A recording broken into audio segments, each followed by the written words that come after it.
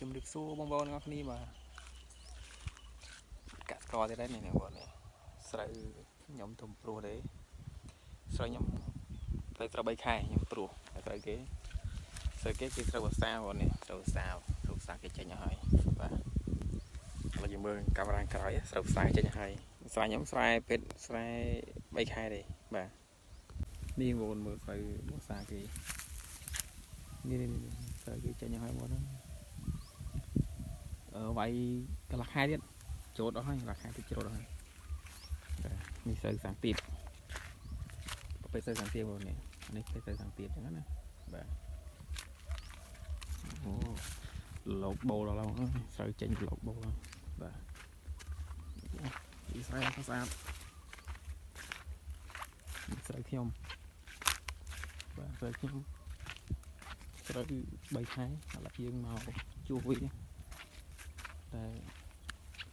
អត់តដឹងថាមិនណាទេបងបាទអានេះខ្ញុំការរំដួលតែដួលដូចឈ្មោះម៉ែបងប្អូននេះដួលហើយតិចទៀតអានេះទុំភ្លៀងមកមេបងប្អូនចាំមើលតែខ្យល់ទៀតទៅដឹងគ្នាលេងមែនតែនវល់ពេញហ្នឹងបាទគូវិញការរំដួលគូវិញសា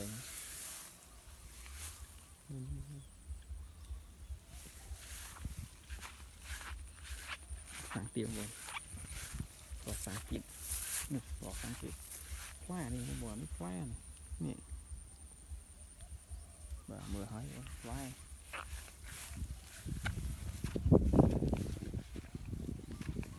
ស្រូវខ្ញុំណាពីស្រូវគេ